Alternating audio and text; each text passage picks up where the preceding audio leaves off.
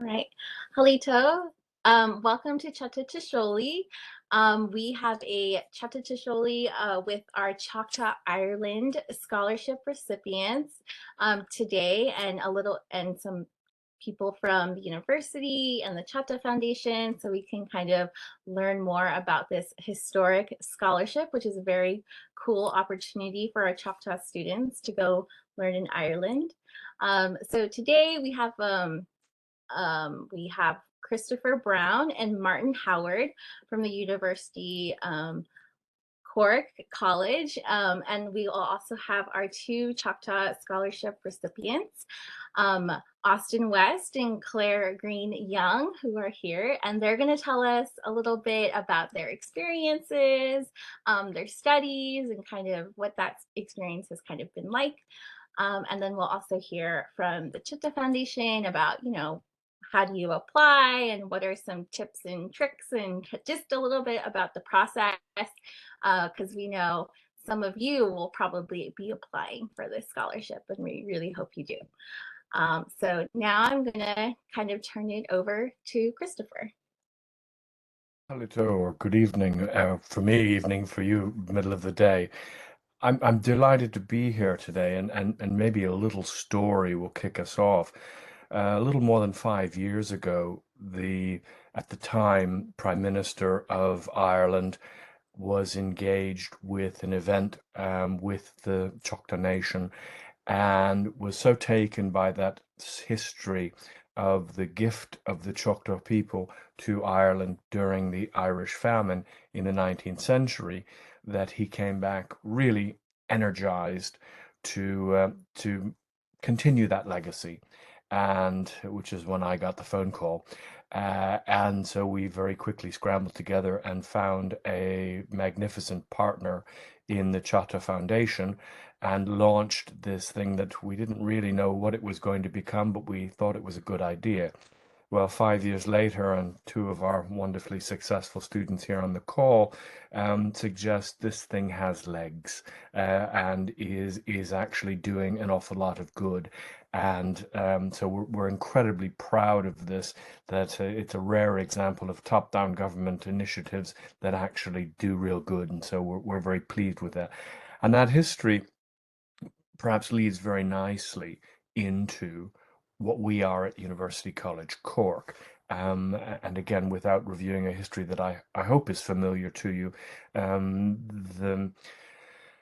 the University College Cork is a venerable 19th century university, a comprehensive university, and we're part of the world. And for us to, in fact, take the time to look back at the history of Ireland and its relationship to the Choctaw people, and the current relationship of Ireland and UCC with the United States, this was a perfect match. So I'm very pleased with that. And let me tell you a little bit about the institution itself. A little secret for everyone. We are the best secret in Europe, but you might not have heard of us. So let me see if I can give you something to think about when you think of University College Cork. So presuming this will work, I believe it is. Um, he says, okay.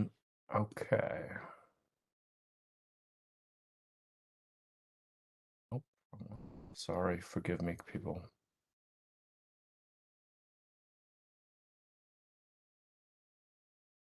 Right, I believe that's sharing for you right now. And Can Austin, can sorry, you see okay. I'm not sure, Christopher, if we're able to see the presentation. Did you click share at there? Okay, I think it forgive me. just no, don't worry. It could also be a connection. Okay, that Okay. seems to be sharing, yes. Yes. Is it just there we go. Okay, awesome. I'm Um, sorry, guys. don't worry. Okay, I'm just seeing a white square. There Yeah, you go. And well, then, that's the second one. Um, There we go. That should be it. All right. So it should be a blue square. It says independent thinking and shared ambition. I think if you just click at the top there on PowerPoint slideshow.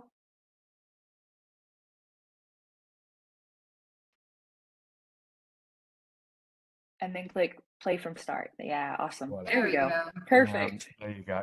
I Help can the see old it. guy. Right. So I put this up. A, it's good corporate branding, but B, it is really important. The attitude of University College Cork, and to a large extent Ireland, is really about independent thinking and shared ambition. And those two phrases are actually really important to everything we do. And I believe they're sentiments that resonate with an awful lot of people, perhaps yourselves, and that idea of let's think differently, but let's share our vision and let's share our futures because we're all connected. And I think that's a good strap line. Who are we as an institution? Oops, golly. It's a state university, comprehensive in nature, 4 academic colleges that do probably close to 450 degrees, a total number of students around 23,000, 3,600 of whom are international students. It's a vibrant university in Ireland's second city.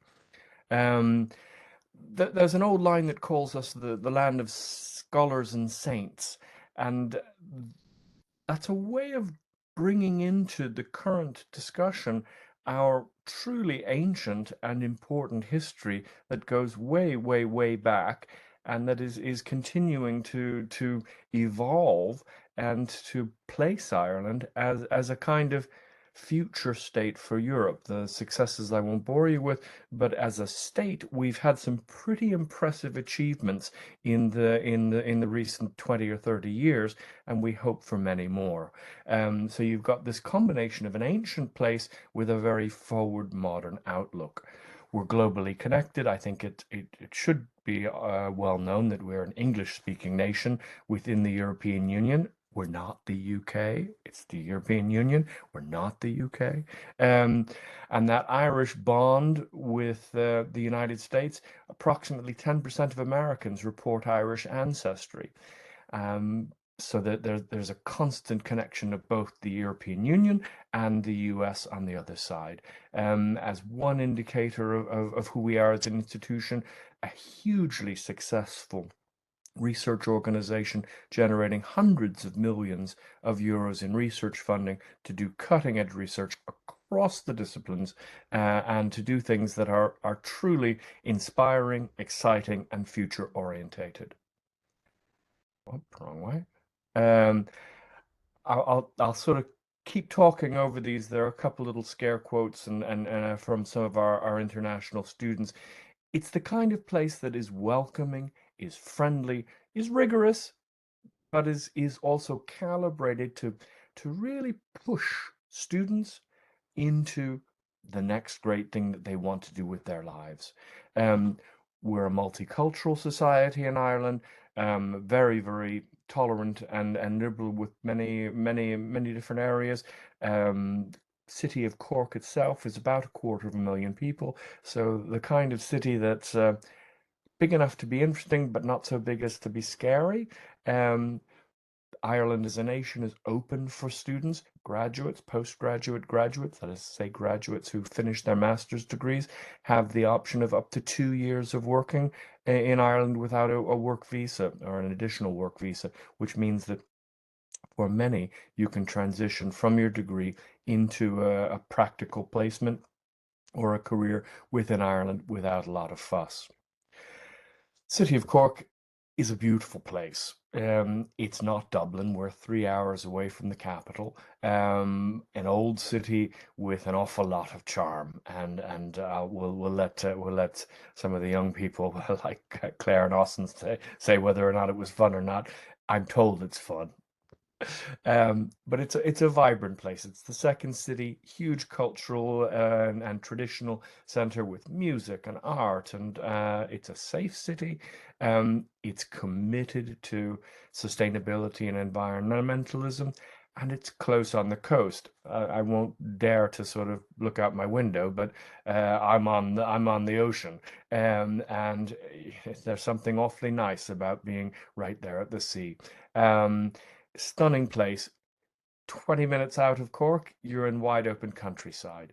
For many, that's a real privilege and an excitement, and something we encourage all of our students to take advantage of. And of course, we have an international airport. You fly into Cork. It's half an hour at most from the airport. So very convenient and friendly. Um, as said here. Let's see, what else can I tell you? With regard to what might be called the Goldilocks state of Ireland and of Cork particularly, big enough to have opportunities, small enough to be safe and friendly. Um, Apple has their European and Middle East headquarters in Cork, about 6,000 employees. Dell EMC, the computer company, another 5,000. Pfizer, the pharmaceutical company, is investing lots of money. We have 8 of the 10 largest pharmaceutical companies in the world here in Ireland. Banking services. In other words, it's a small place that punches above its weight. Now, what's really interesting to you, Cork, lovely place, UCC is the place. So, a 19th century university that's launched itself into the 21st century is one way to describe it. One of the more compact campuses in Europe. So we're pretty closely. I won't say squeezed together, but located together. So there's a sense of community and walkable distance into the city centre. Our university is famous in some ways for its emphasis on research. The fact that our academics and our relations with the working communities, the business communities, are interchangeable, and that this means that in fact we're trying to do both the formal education, but also the practical bit that says, okay, what can you do with this? How can you be the change you want to see? And we try to do that in part through the best practices in teaching and learning. Our academic staff have all been trained in very modern, not all, 70% or more, have been trained in accredited teaching and learning qualification, trying to keep them up to date with the ever-changing needs of the student body. As an aside, I've been teaching university students since 1991.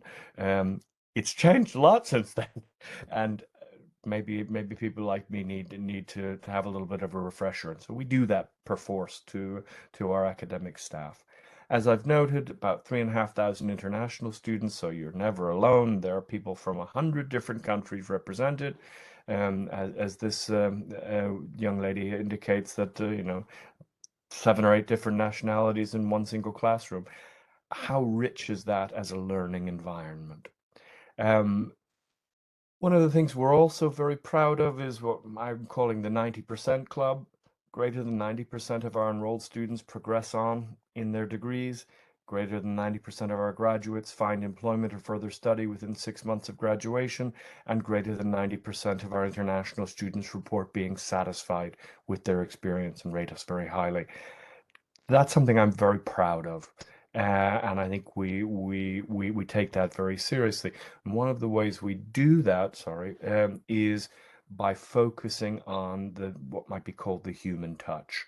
And across the institution, students are central, and the university is set up to support them in a range of ways. Certainly your lecturers and professors in your academic discipline, but beyond that, in other areas of your life, whether it's help with writing or research skills, whether it's career planning in our careers office, whether it's what we're calling graduate attributes, those are the sort of characteristics other than your degree that you bring to the table that might be important to employers and that are important to growth as a human.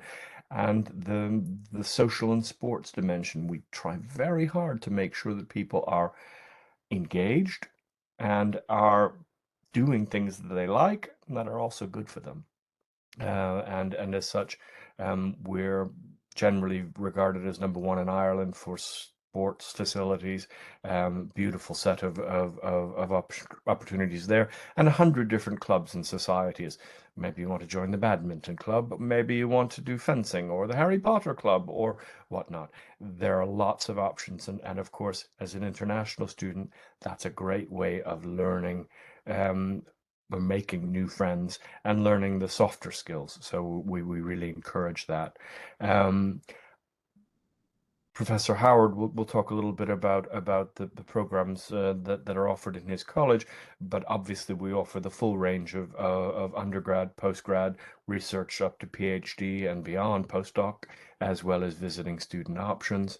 And in many ways, most of our curricula are designed, and the university's mission is around making the world a better place. And that's a bold ambition, but it's something we take pretty seriously. And it really is part of the ethos of UCC is to make changes and to be the change you want to see in the world. And for the younger generation, I think this is really important because it's you all are going to be the future, not me. Um, we are highly selective. It will take a strong academic record and some independent thinking to get into the university. I'll talk a little bit more about that in just a couple minutes. Um, but we also feel that we're fair about it. And I can tell you pretty quickly whether or not you've got a good chance of getting into the university. And my admissions team is quite expert at understanding US transcripts and a US experience to say, aha, this is promised. This is something that looks like could succeed. Let's admit. Um, so that's the whistle stop tour. It usually takes me about 20 minutes, and I think I got there a little bit quicker. So good me for once. Um, the key question that you might be asking is how do we admit students? What does it take to get in to UCC? And that's a complicated exercise, but let me put it in its most simple form. Um, the Choctaw Ireland Scholarship, which is on par with the finest and most comprehensive scholarships we have in Ireland. It's equivalent, if not better in some cases, than what's called the Government of Ireland Scholarship. So it really is one of our flagship scholarship programs. You first apply to UCC, gain an offer of admission, and then apply to the scholarship committee for the scholarship process, which means that we're only really considering those students who have already got in. To do that application to UCC, you'll need to go to our online prospectus, which will list the very great number of master's degree programs in the, and here's an acronym for you, the College of Arts, Celtic Studies and Social Sciences, which is called CACS, and those disciplines are the sponsors and the partners in this particular program, the scholarship program. So find a program or two that are interest you, make the application, and then once you've got an offer of admission, that's when you apply for the scholarship. So what does it look like? What do you need to get in? As I said, it is competitive. We are in the top 300, certainly sometimes in the top 200 ranking of universities in the world. So this is serious business. Ordinarily speaking, a grade point average of above 3.3 on a 4-point scale is enough to be admissible. Historically, in the Choctaw Ireland Scholarship Program, it's students tend to have above a 3.5 grade point average for their undergraduate degrees to place in the top tier. So that's kind of what we're talking about, and I realize that's a high bar, but it is the standard we apply to all applicants to the university. the application process slightly differently from the United States in broad terms. It's rolling admissions, which means anytime from October onward, you can apply to the university. The scholarship program application is a little bit later towards the midwinter and spring, but that doesn't mean you can't apply. You can apply, and within usually 3 to 4 weeks, you'll have a decision or an offer, or we hope, yeah, from UCC. So it's a rolling process, and then once you've got your offer, once you've got your scholarship, that's when the fun begins, because we really do believe that these scholars are not only an integral part of UCC and part of the student body we cherish, but an extra special ambassador to the world as part of this program. And so I'm constantly pushing my team to sort of provide opportunities and use these scholars to build broader awareness of the program. And that's, for many people, I hope, quite exciting. So anyway, that's UCC, a great university, a historic university, lots of options and lots of support. I'll take a breath now.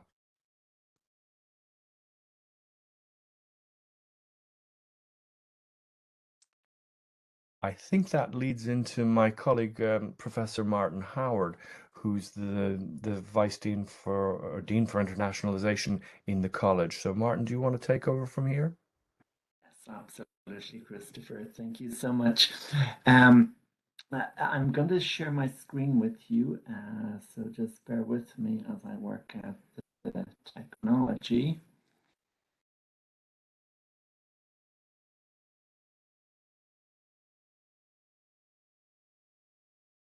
I hope that is sharing okay. Yes, I think that is good. I think Christopher has given you a very good overview of Cork and the university and all the different activities here. I suppose my role as Associate Dean Global in the College of Arts, Celtic Studies and Social Sciences is to say a little bit about the type of programs that we have available and the type of subject areas and some things that are happening in the college. I want to say how pleased I am to be able to participate in this event. It is evening time here in Cork. I know it's probably the middle of the day where you are, but it's always a real pleasure to engage with colleagues in the Choctaw Foundation. As Christopher mentioned, we have been receiving a scholarship recipients over the last number of years, and we are always so impressed with the quality of the applications that are that come to us, and just the whole range of interests that applicants have. And I suppose my college reflects, I suppose, the scope to whet that range of interests because we span very much, as the title indicates, arts, Celtic studies and social sciences. So very much a college of arts and humanities, social sciences. We are one of 4 colleges within the university. We are in fact the largest college, I suppose reflecting the breadth of subject areas that we cover. So if I change my slide, I'm just going to give you a quick overview of the range of subject here on the screen. Is the list of the 10 constituent schools that make up the college, from language, literature and culture, to English, to humanities, music, film and theatre, human environment, spans geography, archaeology, for example. School of History, a really important subject given the historical connections between our 2 communities. Irish language learning. If you come, it is something to try. Irish is a very interesting language and incredibly important in our society. School of Society, Ethics and Politics. Applied Social Studies, Applied Psychology, and a School of Education, which very much focuses on teacher training, if you like. if these are the 10 schools that make up the college, they give you a sense of the subject areas. Many of these schools involve different subject departments. And again, if I just change my slide, we have, in fact, within the college, more than 30 subject areas. So I think your interest is probably much more in the range of master program degrees that we offer. I will just say that we obviously do engage in undergraduate teaching as well. And if there are people out there who are interested in potentially coming as an undergraduate student, you can take a look at our undergraduate prospectus. Where again, well, the number of undergraduate programs is, I suppose, more restricted compared to the full range of master degree programs. But there's lots of things that are interesting there. At master's level, though, which I'm going to really focus on because I know the scholarship that's available through the Choctaw Foundation is specifically available to master's candidates. And so here you will note that we have, in fact, more than 60 specialist master degrees available. I'm not going to talk you through every one of them. You can zoom in if you like, and you will find something, I hope, that is of interest to you. When I'm looking at the screen, I can see things as diverse as a master's in teaching Chinese to speakers of other languages, a master's in film and screen media, a master's in Roman studies, music and cultural history, museum studies, archaeology, women's studies, translation studies, theatre and performative practices. We really are a very expansive college in the scope of the subject areas that we cover, and our master's programs very much reflect that scope. These are all, in general, one-year master's programs, which is a considerable advantage in that within 1 year of study, you can get a master's degree qualification compared to other institutions where perhaps it's a 2-year program. These master's programs are obviously taught here on campus at the university. But again, if I just change the slide, I do just want to mention that we do in fact have a couple of, we have some online programs which may also be of interest to some students out there. So they are in the areas of the beginnings of Irish Christianity, Gaelic literature, Irish mythology and folklore, and also strategic studies. But beyond the actual programs that we offer, again, if I change the slide, I've emphasized to you the fact that you can gain a qualification within 1 year. We are obviously aware of the Choctaw Foundation Ireland scholarship that is available, but there are in fact other merit-based scholarships available within the college. You can take a look at our website to find out a little bit more about that. Christopher, in his presentation, really emphasized the type of student supports that are available, and it's really important to us as a college and amongst my colleagues that students are very well supported throughout their studies in I suppose, developing their interests, and that we fully respond to the range of needs that they have at an academic level, but also in terms of their what they get out of, I suppose, college life and the whole university experience here with us. That is incredibly important to us. We are a diverse research faculty. I mean, Christopher again emphasized, I suppose, the diverse student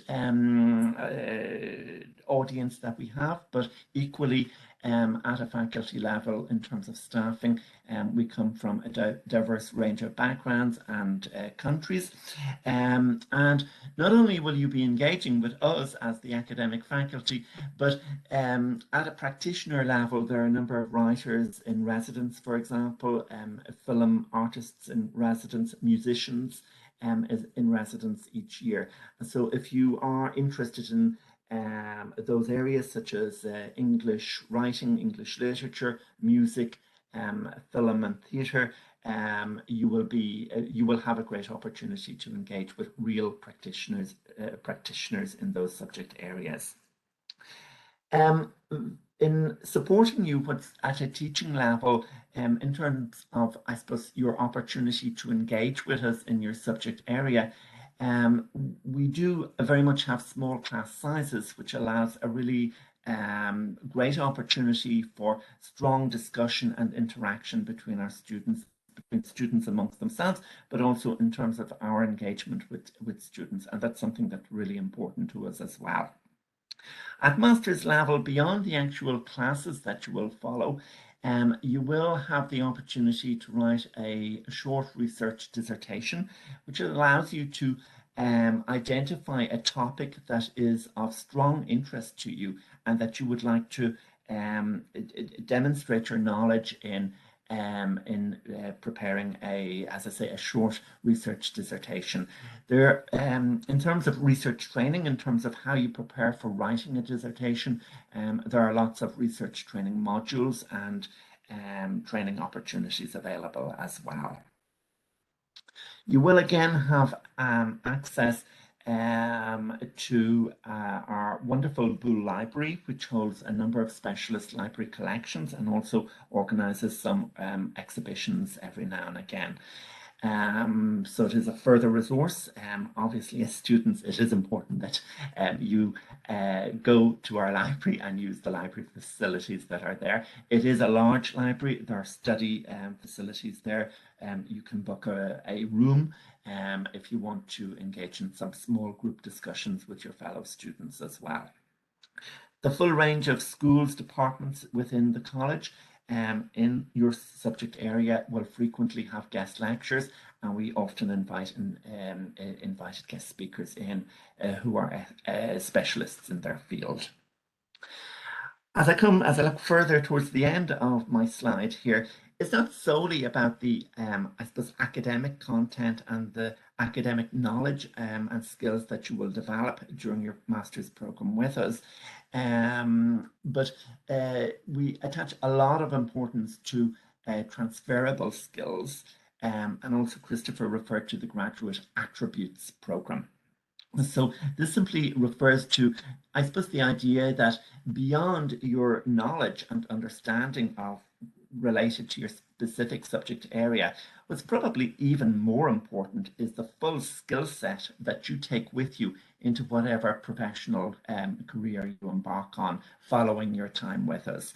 The skills are often not specific to a specific subject area, but in fact it's the ability to engage with material, or to be able to present information in a usable way to a clear audience, to be able to organize yourself, to be efficient in completing various tasks. You will, beyond the actual academic support that you have as you embark on your journey, I also want to refer to my colleague Colette Coughlin, who unfortunately isn't here with us this evening, but she is the college international manager, and she will very much support you along with her colleagues in the international office in as you begin your journey from the application stage through to acceptance, through to your arrival here as you begin, and at that point you really meet and engage with your academic mentors. I'm going to conclude in a moment. I just want to show you a short image of, a small image of our Bull Library. So I hope that's an experience that many of you will have in the future if you come and join us. This is the O'Reilly building on campus. It is in fact a sunny day. Apparently there are students lying around on the President's Garden. A lot of the subjects in the College of Arts, Celtic Studies and Social Sciences are located in the O'Reilly building here. And finally, okay, some famous graduates, be ambitious. And if you require any further information, you can have a look at our website, which is indicated there. I want to thank you so much for your attention. And if you have any questions, I'd be very happy to respond to them with my colleagues. Thank you. Thank you, Martin, and thank you, Christopher, for your overview of the college and UCC. And man, I was just texting a friend. I think I might want to go and and have another degree. This is really exciting, and thank you very much for providing this wonderful overview for our audience. I just wanted to quickly bounce over to Dean, and she is a student. So just give us a little bit perspective from the English department there. Dean, are you there? I am. Can you hear me okay? Yes, we can. Right. So we'll let you kind of chat for just a minute about what the experience is like for a student in the English department, and then we'll go into Claire and Austin's presentation. Perfect. So my name is Adrienne Regan, and I'm a final year PhD in the School of English, and I did my undergrad there as well. I will just say that it's a very approachable department. I've never met lecturers who really just crave students coming to them. So it is really a lovely, friendly environment.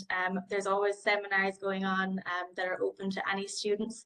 And now that we're kind of all back on campus, there's lots of exciting events and creative writers and fundraising, and also myself and Deanna did a collaborative event as well earlier this semester. So we're always open to any kind of events you'd like to do as well. The madder the better. So please do, if you do attend, and I'm sure Claire and Austin would get involved as well virtually. So it's very open to all of those kind of things you want to do as a student, all that experience you want to get, and networking and just creative events. So what I will say is that there is a few different types of masters. I'll quickly call them out and then I'll pass over to the real stars of the show. So we do have an MA in Irish Writing and Film, MA in Modernity, so that would be literature, theory, culture, all the way from the Romantics to the present. Text and Context, which is our medieval to Renaissance one, and then we of course have the MA in Creative Writing, and then also the MA in Digital Arts and Humanities, because we are now a joint department. So it is an excellent place to study, and again, I can't kind of vouch for the staff anymore. They're just so lovely to deal with, and constantly encouraging us as well to come forward with any ideas we have about the department and courses and events. So I think you'd really enjoy the experience if you did go to the department. But that's it from me. And I'll hand over to yourself again, Deanna, for Austin and Claire. Yes, thank you for sharing that. It's always good to get a perspective from students. And so we have invited Claire and Austin here. They have a presentation about their experience, and we'll turn it over to you. Thanks, Deanna. And thanks to everyone else that's presented. I think that was such great information for everyone here. We're going to talk a little bit more about our experiences as the current scholarship recipients. Give me 1 second while I try to share this this presentation. Let's see.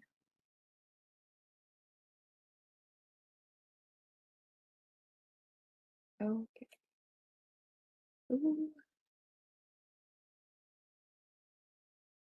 All right. Austin, is that our presentation? Can you confirm? Yes. Okay, awesome. Yeah, so we're the current 2021-2022 Choctaw Ireland Scholarship recipients. This is the 175th anniversary of the gift from our tribe to Ireland. If you're not familiar with that, definitely look into it, but only a few years after the tribe was removed from our homelands in Mississippi, we graciously donated funds to the Irish people during the potato famine. And so it's left a lasting legacy of kinship, obviously, between our two nations. So we're both really proud to be representatives of that connection and the contemporary connection that it's brought. So we'll get started. Some introductions. Should I go first since I'm talking? We're always doing this. We've become really good friends over the course of the past year, so you'll see the dynamics. But yeah, I'll go first. So my name is Claire Green Young. Yeah, I'm from Wright City, Oklahoma. So that's southeastern Oklahoma, in the heart of the tribe, and I'm really proud to be from my small town there. I just completed a Bachelor of Arts in Religion and History with a modification in Native American Studies from Dartmouth College. And currently, I'm getting my MA in Museum Studies at UCC, and I'm loving every second of it. And it's been a great program to kind of follow up my chosen areas of study through undergrad. We wanted to throw in some kind of fun things. So, interests, passions. I love travel. Right now, I'm actually living in Copenhagen for the summer, and I'll talk more about how that's possible later. Um, I love reading, writing, poetry, repatriation, Choctaw history, and sonic drinks, which I miss a lot right now because I haven't had one in what feels like it actually has been months. But a fun fact about me, and my mom's gonna love this because she's on the call right now, but she always told me that whenever had hiccups that I was growing, and I actually like quite literally believed that until I was 18 years old. And she was laughing and confessed to me and my brother that that was just something that she as a mom made up for us when we were little. So yeah, I'll kick it over to Austin. Halito, sa Jeffuyat Austin West. Hello, my name is Austin West, Bixby, Oklahoma, Mitili, and I'm from Bixby, Oklahoma. I started my education with an Associate in Arts in Political Science from Tulsa Community College.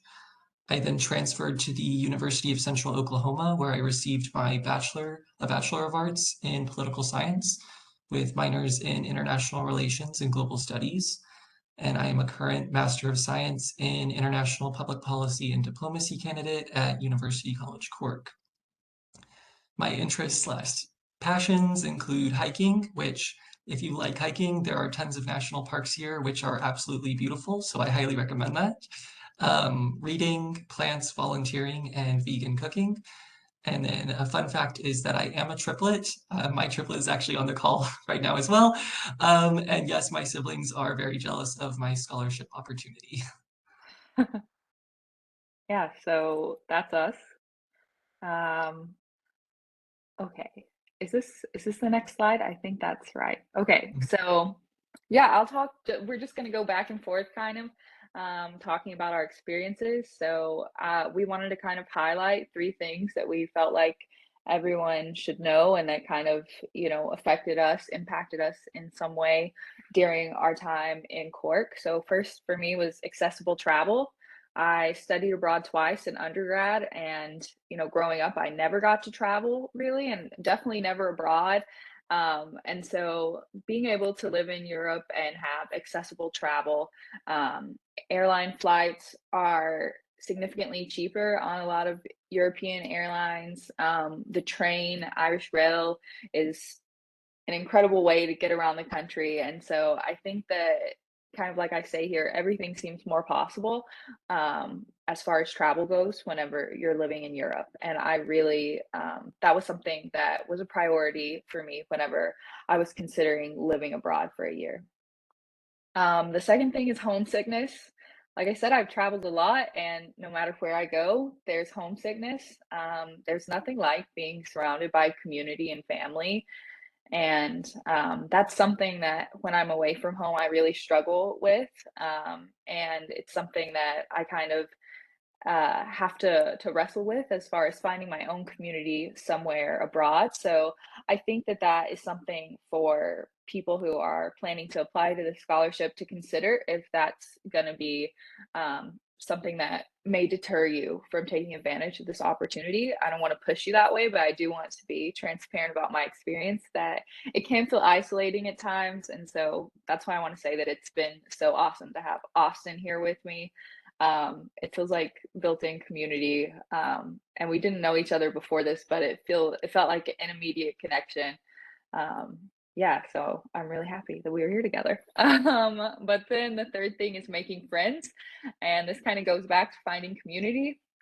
I really think truly that that is so important, and it can seem so daunting to just move and suddenly be in a place for a year that you've never been to before. I had never traveled to Cork before moving there. Yeah, and luckily I had some incredible roommates, one of which I got really close with him and his partner. And I've made various friends through my MA in Museum Studies course, one of which just so happened to be another Seneca Native woman who's now getting her PhD in the department. And it just was so random, but it felt so on purpose. So I think that there's a lot of great ways to make friendships with people from different countries and different cultures through this program. Yeah, and so I wanted to highlight, first of all, day trips. So from Cork, you can take countless day trips to surrounding cities, landmarks, national parks, etc. No need for extensive planning. And so I would definitely recommend the Cliffs of Moher. There was actually a picture of it in the first presentation. It was an amazing day trip. Totally recommend. Second point is be prepared to share. So knowledge about Choctaw Nation of Oklahoma varies in Ireland, at least that's been my experience. So some are familiar with our shared history and others are not. In many cases, you have the opportunity to share your experience with others. So be prepared to do that. And then lastly, I just emphasize everything seems new when you first get here. So attending UCC was my first time abroad, and there was a lot of adjustment. Every seemingly minor task involved new experiences. While that can feel daunting, don't sweat the details. Everything's going to be okay. Your community has your back. And I just wanted to emphasize that because if, like me, you haven't been outside of the country before, it can feel really intimidating at the prospect of applying to a foreign university. But don't worry, everything's going to work out. So. Yeah, definitely. And luckily we were able to be there for each other in that way as well. We wanted to highlight also our different courses of study. So like I said, I'm getting my MA in Museum Studies. So my course structure, so our first semester, also I should note that at Dartmouth, I had terms each year, which are 10-week quarters, and that's very different from the semester system. So if you're not familiar with semester systems, kind of like me, it's really important to understand the way that works. So it's a longer period of time, and we took 3 courses with different amounts of work, but manageable workloads for all 3 courses. It didn't feel overwhelming. And in semester 2, I took 3 courses again, kind of in a more compact semester, because then I also had a month-long work placement actually at UCC's Glucksman Art Gallery, which was also shown in some of the pictures previously. But that was a great experience. And then my program technically has a semester 3, where kind of in the summer, end of semester 2 into the summer, we co-curate an exhibit for Cork Public Museum. So an exhibition experience, another work placement, which is why I'm in Copenhagen. I'm doing a work placement at the National Museum of Denmark. And then 1 dissertation. So today was actually my last day of work, and now I'll move on to writing 20,000 words for a dissertation. It's a research dissertation about the Native American Graves Protection and Repatriation Act that actually Deanna has been helping me with. So I'm really excited to move on to that part of my course. Some highlights: being a technician for UCC's art gallery. I was doing a lot of hands-on work, and I haven't got to do that in a very long time. And so it was super awesome to be back in a space, hanging art and setting up a gallery and kind of getting to see the exhibition process from the ground up. Yeah, curating an exhibit for Cork Public Museum. I feel really lucky that my family was able to visit actually during that time and be there for the unveiling of our class's exhibition. And yeah, again, it seems like all of the hands-on things have been my favorites, obviously, but right now I've been a guest researcher in the National Museum of Denmark's Native American ethnographic collection, researching Plains Native clothing, kind of looking for provenance and ways for that to lead to repatriation and connection between those tribes in the museum here. So it's really important work, and it's been super awesome. Yeah, and I'll let Austin talk a little more now. Yeah, so as I mentioned, I'm a Master of Science candidate in International Public Policy and Diplomacy. And just to note, my course structure is very different than Claire's. So maybe that's something to keep an eye out during the application process, is how the specific master's program that you're applying to is structured, and if that's going to work for you. So my semester one, I had 5 courses. Semester 2, I also had 5 courses. And then semester 3, which is over the summer period, I have 1 work placement with the American Chamber of Commerce in Ireland, and then a work-based dissertation, which is a much shorter research dissertation form. So once again, just very different in structure than Claire's, so just keep an eye on that. And then highlights of my program, I would emphasize collaborating with a cohort from all over the world. So as might be expected from an international public policy and diplomacy course, there's students from all over the world. I'd say the majority of my cohort is not from Ireland. And so I think that's really, especially in comparative policy, that gives a real advantage because you get so many different voices, experiences, and viewpoints in the classroom. Second point is learning from leading researchers on Irish politics. So I'm thinking back specifically to my class on politics and gender, where I was citing my professor in my papers because she's a leading researcher in politics and gender in Ireland. And so that was just a really amazing academic opportunity. And then lastly, I'd emphasize working as a public affairs and advocacy intern with the American Chamber of Commerce. So it's just a lot of practical application in the skills that I learned through the program. So that's like working on policy papers related to the EU Digital Services Act and the EU Digital Markets Act, really just applying the skills that I learned through the program. Yeah. So those are our programs. Oh, okay, now awesome. Some of our favorites. This is a bit more maybe niche about just some of the things that we've loved the most. Mine are all very Cork related. I'll just say I've lived in Cork now for a year, and I'm a total Cork gal at heart. One of the things in Cork is that we're the rebel county, and we're way better than Dublin. So if you move to Cork and you still choose Dublin, you're not a real Cork gal.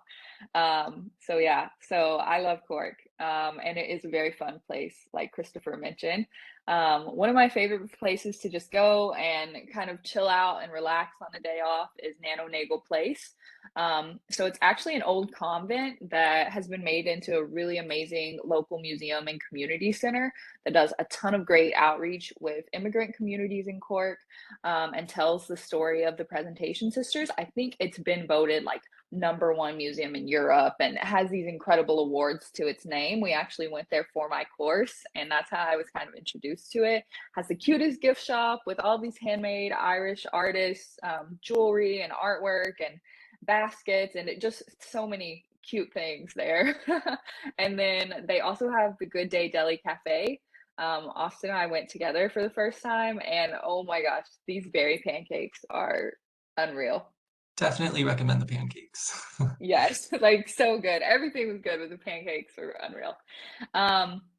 The second thing, also about food. I love food. We both love food so much. And so that's sunflower. So if you're thinking about coming to Cork, or you do come to Cork and you want these recommendations again, please look me up because I will give them to you. Sunflower is a sustainable restaurant in the city center, and it's the best Italian food outside of Rome, and I will swear by that. I love pasta, and before I went to Italy, I had never had anything like it. And honestly, I was just kind of like, oh, I'm never gonna have anything this good again. And Sunflower comes really, really close. I think we went there like 5 or 6 times, so we didn't start going until the second semester. So it's good. And then I also just wanted to mention the River Lee because to me it's such an iconic part of Cork. The River Lee splits into 2 parts and runs through the city. You know, I grew up on Glover River at home, and having a river near me has always made me feel more connected to home and to the land. When I went to college in New Hampshire, the Connecticut River ran right behind Dartmouth, and I've just always had that connection. And so on days when I was feeling that homesickness, there was always a lot of comfort in being able to go for walks or sit at a cafe on the river and have a coffee. yeah, there are pedestrian bridges that you can take a minute and sit on a bench, do some riding, do some meditating. Yeah, I love the River Lee a lot. So those are kind of my favorite Cork things. Oh, wait, sorry, Austin. Ah, no, back. Oh my God, don't look at any of this. Okay, wait. I'm sorry, y'all are seeing the chaos. So before we move on, I did want to mention this photo. Austin actually took this with me. They're an incredible photographer. But it's of the Kindred Spirits Monument in Middleton, County Cork, which is only like a 15-minute train ride away. And you can see the feathers wrapping around. So this is made by an Irish sculptor to represent our connection with Ireland. And it's really beautiful. Each feather is unique in its own way. And we were there on a beautiful sunshiny day.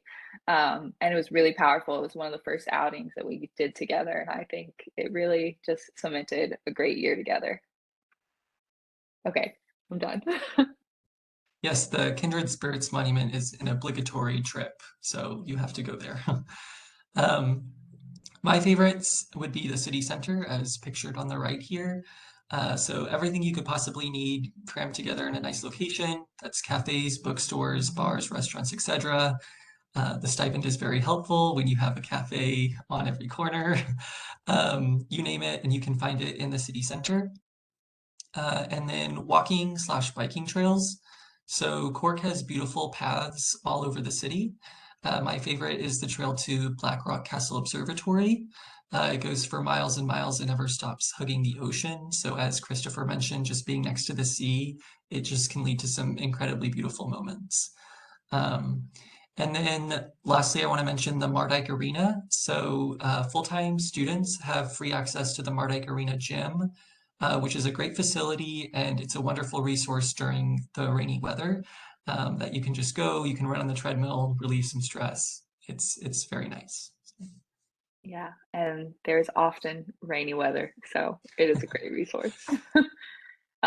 Speaking of rainy weather, things to know about Cork, about Ireland. Yeah, so I'll take the first one. You'll probably want to get an Irish bank account. At least with me, it wasn't mandatory that I get one, and so I kind of debated on having the stipend go to my American account versus a Bank of Ireland or an AIB account. I went with Bank of Ireland, obviously, because I can't even think of what AIB stands for right now. Do you know, Austin? Mm-mm. Yeah, I can't think of it, but they're both like major banks in the city that you'll see around everywhere. But I just went with Bank of Ireland, and it was very simple, very easy to set up an account and to have the funds transferred there. And the reason that I ended up choosing to do that is simply for the ease of having an Irish credit card, debit card in Ireland. With some American cards, you're charged different fees for using it abroad, or also whenever you go into a grocery store or cafe or anywhere, if you tap your card or insert your card, you always have to sign a receipt. And if you're in the self-checkout line, that is such a bummer to have to like wait for someone to come over, and like it's a mess. So I just went for ease and comfortability and made the account. I would suggest that, but also it's minimal. It's just for comfort. I don't know if you have anything else to add or if you want to just move on to number two. Yeah, so I would just say that I kept my American bank account, and so it's certainly doable. However, insofar as receiving the stipend and like Claire mentioned, signing receipts after purchasing things, there are like a couple minor obstacles that you have to go through if you are going to keep that. So it's just something that you need to weigh the pros and cons for, and what would work best for you. Mm-hmm. And Yeah, then go ahead. I can do public transportation. So one of the things that Claire and I would both recommend is getting a TFI student leap card. This is available if you go to the main student center on campus and you just ask, where do I apply for a TFI student leap card? They will direct you to the relevant building. But you get discounts on bus fares. You can take bikes with TFI student leap card. So it's extraordinarily helpful in terms of public transportation, especially if you're like in an area where you're not entirely comfortable and you're just like, I need to hop on a bus. It just offers a really easy and accessible method of taking transportation. Yep, You I want to add agree. anything there? No, I would just say that neither of us were very familiar with public transportation as we're from Oklahoma and we both had vehicles. I've never been good at it, and we struggled to figure it out together. But once we did, it was definitely very manageable in Ireland. I want to stress that you should definitely get a card, explore the bus systems, and you'll figure it out easily. Housing is really important with this scholarship. So I know that in the past, UCC has reserved a room for the scholarship recipient. So this year, Austin took the student accommodation housing through UCC, which was more of a campus housing situation. And I opted to go for student accommodation ran by a private company. I think they both had advantages and disadvantages, but I think that either slash both they worked out well for us in their different ways. And yeah, you know, I will say that there's a housing crisis in Cork right now, so it can be difficult to get housing. So if you do become a future recipient of this scholarship, I would suggest that you immediately start looking into housing. I was notified, you know, in June sometime about the scholarship, and I immediately started looking and found the place that I decided to stay in. And I know that things booked up really quickly after that. So that would be my suggestion. Yeah, and I think I would just add, you know, once again, that there's just pros and cons to different aspects of housing. So Claire, for example, was closer to the city center. And so there are pros associated with that. I being a bit farther away from the city center, I had sort of a reduced cost. So just, you know, pros and cons based on what you need for your housing situation. Mm-hmm. And then jobs. So I did not have a job, a part-time job here in Ireland. However, I did go through the initial process of getting a PPS number, a PPSN. For me, at least, that process took months. And so if you are planning on using a part-time job to supplement your income while you're here, I recommend starting that process as soon as you arrive. That way you can get your proper documentation in order to get a job. Mm-hmm. Yeah, and I heard that from several people, so I'll just echo that.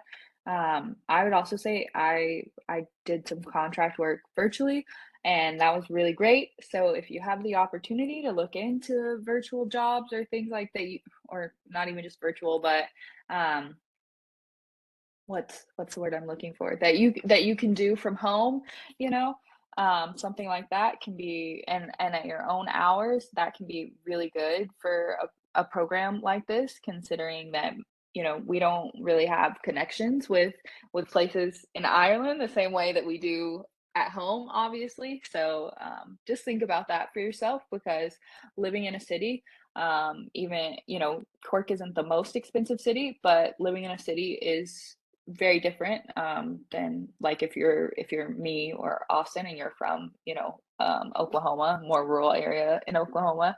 So yeah, just be aware of that. And then the fifth thing is Irish weather. Bring a raincoat and rain boots.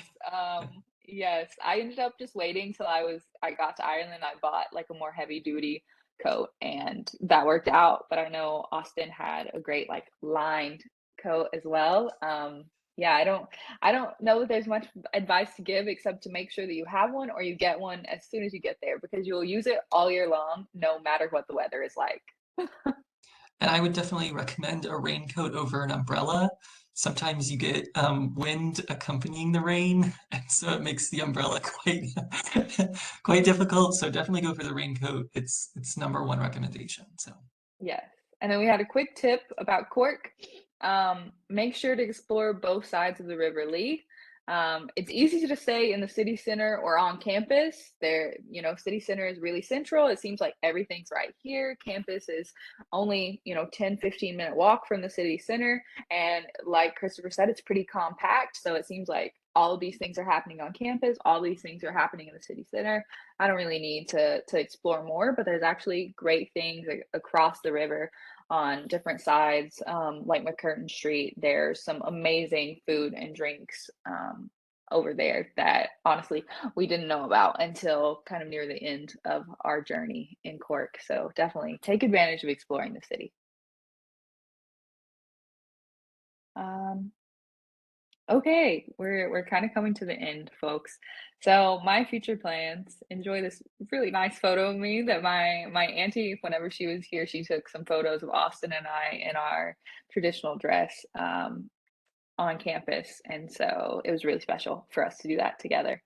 Yeah, so my future plans are not set in stone currently, but I do plan to move back to Oklahoma. Um, I've had 5 years away from home now. Not been back for really longer than a month at a time. And so, the tribe has helped me in so many different ways for the past 5 years and for long before that, growing up in Wright City. And so I'd really like to give back and serve my community as a tribal employee in some capacity. And while those plans are not finalized professionally, I know that I am committed to moving home and grounding myself within community and culture. Once again, that's, like I said, non-negotiable for me at this point. I'm really craving that reconnection. And so, yeah, I plan to move home, and I'm really, really excited about those future plans. It's great to be abroad, and it's been an incredible year in Ireland, but I need to be back in Oklahoma. Yeah, but eventually, my ultimate goal is to obtain my PhD in Choctaw tribal history and religion. Um, yeah, and so, a few years off or something like that, and then I'll probably be back to school. But that's me. That's not much to give you guys, but here we are.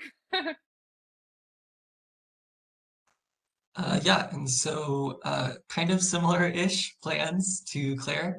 But my short-term plan would be that upon completing the Master of Science program, I will begin a year of community service through AmeriCorps and CCC. So I'm already sort of signed up and sort of ready to go for that. But it's really motivated by the fact that, my community has supported me over this year.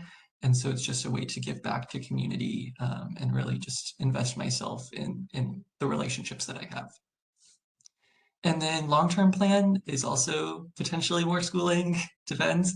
Um, so I was thinking about transferring the public policy knowledge that I gained from this degree to an MA in public administration with a specialization in public policy.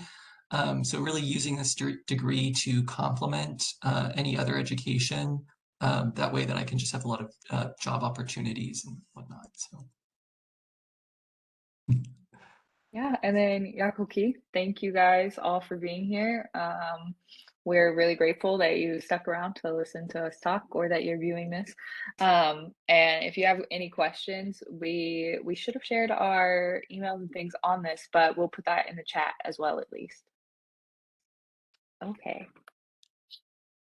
Thank you, Claire and Austin. That was a wonderful presentation and gave us a lot of insight about your experience. And I think for myself, one of the most wonderful things that I hear is that you were partnered at UCC with real world experience. You don't get that at a lot of institutions in the United States. And so I love that that's part of the program, that you have that. And then as Christopher and Martin were sharing, that that's an opportunity to be able to work up to 2 years afterwards and gain that real life valuable experience. So thank you so much for sharing about your experiences. I'm excited to have you both back in Oklahoma whenever you finish and to see you in person.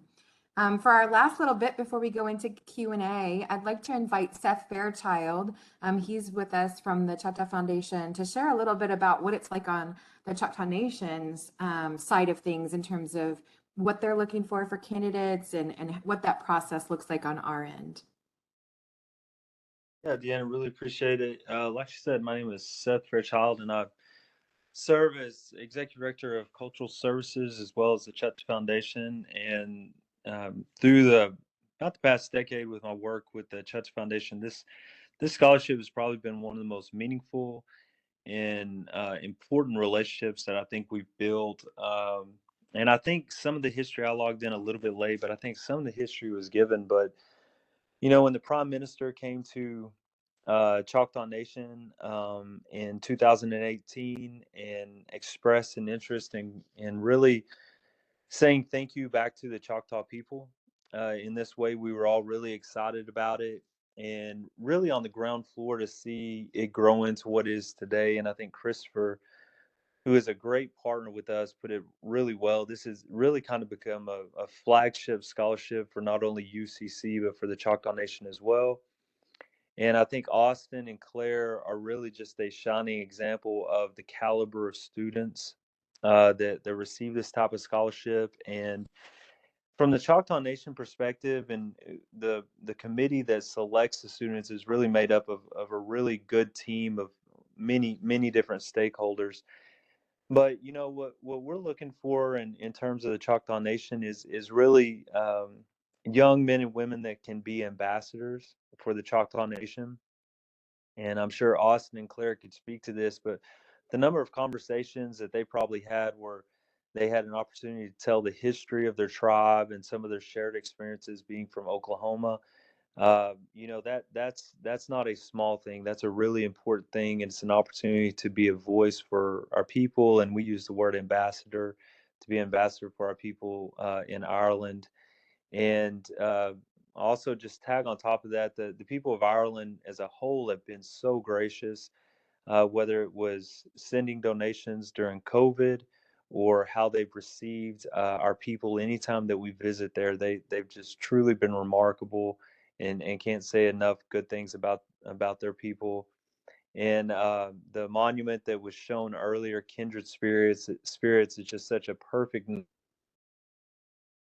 automatically feel close to each other. I know anytime that I visit with somebody from Ireland, it's almost just like visiting with somebody from the tribe, and the shared experiences and the way that we connect. And so, yeah, just really excited to see this moving forward. And just on behalf of the tribe Yokiki, to everyone from UCC that helps make this possible, and obviously to our recipients for the good job that they do.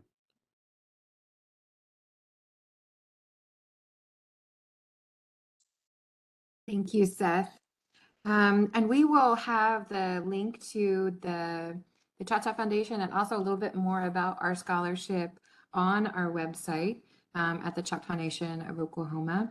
It also looks like Christopher Brown has dropped the UCC web page into the chat as well for specific programs to get information about that. So if you're interested in the scholarship, I encourage you to explore all of these resources and ask questions. Don't be afraid to shoot an email to any of the panel participants today and just pick their brain, see if this is something that will work for you. All right, well, we'll open it up for Q&A right now. Megan, do you see any questions? I'm not able to, let me see if I can access this.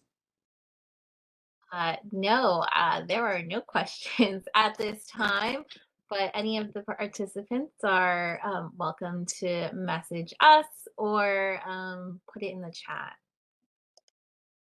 But I guess while we're waiting, I want to hear about Claire and Austin's dissertations. I'm a nerd, so tell us what you're writing about specifically. Yes, that would be great. So I can go first, I guess. Because of my program it is in international policy and diplomacy, really what they're adamant about is that my dissertation has a policy focus. And so I'm using that to write about marine protected areas as a policy option. Ireland is currently thinking about expanding its marine protected area network. And so I'm sort of writing about that and its effectiveness. Yeah, and yeah, I appreciate you asking so I can catch you up on what I've been doing, Megan. Megan actually gave me kind of the original initial start brain child of my dissertation. It's morphed a lot since then, but yeah, I'm still writing about NAGPRA. So like I said, the Native American Graves Protection and Repatriation Act. I initially was planning to write about an ongoing case between the Choctaw Nation of Oklahoma and another institution, but that got complicated quickly. And so I've kind of shifted gears to talk more about the limitations of NAGPRA. And kind of also it's come to my attention a lot of misconceptions about NAGPRA. And that's really because of some incredible interviews that I've had with Dr. Ian Thompson, who's the head of our historic preservation department, as well as Deanna and Misty Madville, who's not here right now. And so, yeah, I'm kind of going to be talking about a few specific NAGPRA cases between the tribe and other entities, and kind of the importance of repatriating important culturally sacred items, funerary objects, as well as kind of returning our ancestors back to us and what that means from a Choctaw perspective. So that's what I'm getting into right now. I'm already into it, but 2 months of solid focus ahead of me.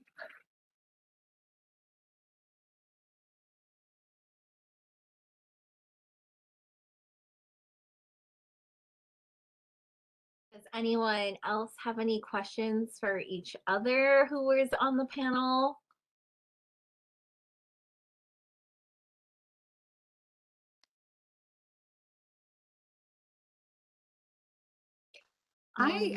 Megan, I would like to hear a little bit from Christopher and Martin. I know Adine had to step off, but I'd like to hear a little bit about what that integration of students in the international programs.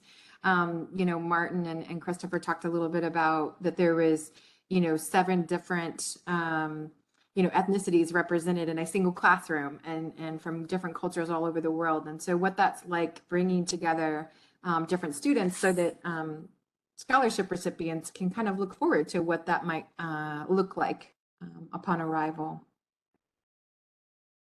That one. I mean, I'm the head of the international office, so all things surrounding the 3,600 international students we have enrolled fall under my domain, and it starts even before the students arrive. We have a platform called Campus Connect, which is a peer-to-peer online platform for incoming students to connect with current students and recent graduates, as well as some staff members, to ask the kind of questions that you might not want to ask of a university admissions officer or of your academic advisor. Smaller questions, but equally personal questions, or sort of getting to know people. So it starts there, and of course that's a way to begin blending the Irish and the non-Irish students, and it happens there, and we've seen on the same platform that incoming students find that they make friends with other incoming students, and they decide that they're going to get a house together. And when they hit the ground, it's a meetup, and off they go, and they rent a house together. And that's partly how it starts. But then once students arrive, usually in late August, and granted, the last couple of years have been truly exceptional, as we all know, so that there have been severe limitations on what we can do.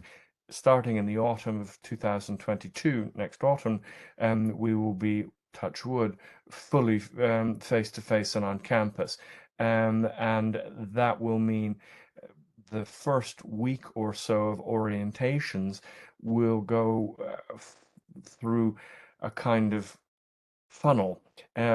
Here's the university. These are the things you need as an international student in Ireland: your banking, your insurance, your kind of visa or immigration requirements. And then down into the school or college level, here's what it's like to be part of the College of Arts and Celtic Studies and Social Sciences. Here's what you need to do from your school perspective.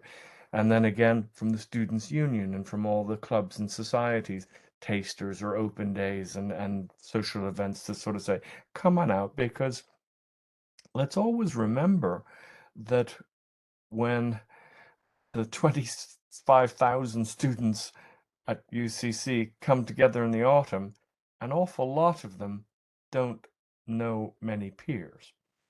Some, of course, do. They've come up through the system, but an awful lot of them don't. And that's the first real lesson, is to say you're not alone. You're in the same boat with literally thousands of other students who are maybe a little bit nervous about this, maybe unsure, and that these are events calculated to make sure that there are plenty of opportunities for easy, informal friendships to emerge. And so that's something we do. The other integration, of course, is more formalized. The international office has its own building. It's a physical place, and again, with acknowledgement that the last couple of years have been harder, where we've had to do booked appointments and things to get access because of restrictions. Those are now suspended. So we're come on in, knock on the door, come in. There are dedicated student support officers. Their job is to actually look after international students specifically, whether that's anxiety, illness, or just a little bit of homesickness, whatever. That's what they're there to do, and they can refer on to other services either from the state or from the university, and can be a helping hand. Likewise, we're very, very proud of the fact that your admissions officers, who the ones who are actually coordinating your application package, know your name. They know who you are. Anna, my colleague, who's not here tonight, is the one who knows every one of these applicants by name. And when they arrive, they come in. It's a hi, how are you? Oh, gosh, now put a name to a face. We're there for you, and that should be reassuring. Again, this is what my team does for a living, is make sure that international students, the right students, get to the right program and have the right experience. So those are a few examples, but of course as well within the classroom. And I think it was Austin who pointed out that in his discipline particularly, it's important to have such a diverse range of different national perspectives to the table for discussions and for group work or case studies. And that happens pretty well throughout UCC's degree programs. And as you might expect, it's your degree program, the peers with whom you're spending a fair bit of time in modules, sidebar courses, modules, or what we call them, but in the classroom, those naturally are going to, in some cases, become your friends. And again, we do what we can to make sure that things are open, informal, friendly enough so that there are moments to, after class, grab a coffee on the way to somewhere else, or if it's a nice day, take a bench in the president's garden and shoot the breeze and say, who are you? I'm led to believe this happens pretty regularly. I certainly hope it does, and we wish it does. And those things are all throughout the university, throughout your time at the university, that we're constantly doing with you. And when it comes towards the latter stages, working in with our career office, they'll have seminars that assemble a whole range of different students for, let's say, a LinkedIn workshop. Well, that's a great opportunity to meet lots of other people who are also job seeking, and to share tips informally and to feel part of the community. And whether that's Irish or the substantial number of other Europeans, an awful lot of Germans, French, Spanish, etc., who are here, learning from each other and saying, "Oh, you're looking in this field as well. Maybe we can team up and share." I think that's part of what it is to be in the UCC community. And again, that's something we're very proud of, and the survey data backs us up that students do feel like they belong. I hope that answers the question.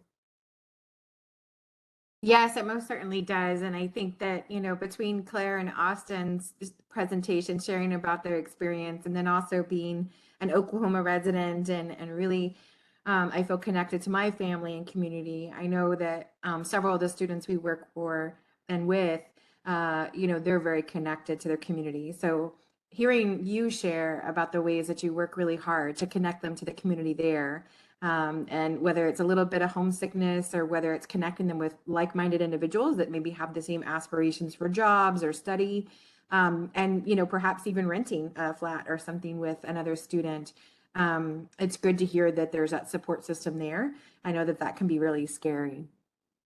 And if I may continue with that, although I don't want to traffic in cliches, I too am an outsider. I emigrated to Cork, and the reputation as the friendliest place in Europe is in fact pretty real, and Cork especially, it seems to me, in my experience of Ireland, is an especially welcoming place. Now, that doesn't mean people aren't going to, give as good as they get, and that's part of the sense of humor. But there is a very widespread openness to those coming to Ireland for whatever reason, and a genuine curiosity that I think Claire mentioned.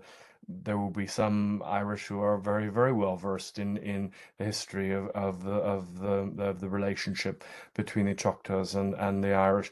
Others mightn't be so informed, but often will say, "Really, tell me about that," and are happy to learn from you, and that's charming. And as Seth said, that's the ambassadorial, the bridge role, a bridge between two cultures. That's the spirit of the whole program. And again, we'll continue to get better at finding ways to make that bridge awfully strong.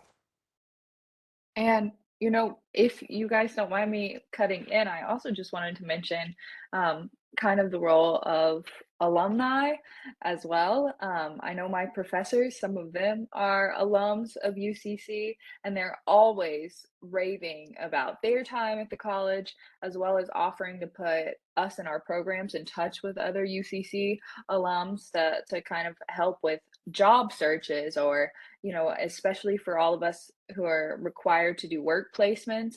UCC alums are crucial in helping those happen for us. And at least with my MA program, I'm in Copenhagen. There are a lot of people still in all over Ireland.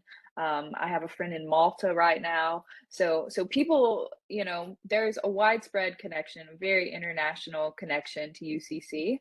And a little bit more specific, I want to talk about the alumni connection of the Choctaw Ireland Scholarship. It's still fairly new, but there are soon to be 4 of us. And I was getting a message here from my mom saying, talk about how helpful the previous recipients were. So I do just want to mention that prior to Austin and I, there was Kira and Jesse, who were the previous scholarship recipients, both of which I was a total, like Megan said, a total nerd about this scholarship program, and I was so excited about it, and I was reaching out to them months in advance, trying to figure out what this might look like. And they, even before I got the scholarship, they were so willing to have a phone call with me, to sit down and talk, and to Zoom and chat for literally hours with me, just connect. And we're actually all 4 really great friends now. Kira was back in Ireland for her graduation, and it was her and her sister, and she had an extra spot to graduation and actually invited me to be there. And so it's been really special to kind of grow in this family with all 3 of them. So I just wanted to mention that, to say that if you're watching this and you want to connect with us, please do, because 10 times out of 10, we're going to respond, and we're going to be so excited to get your message and answer your questions.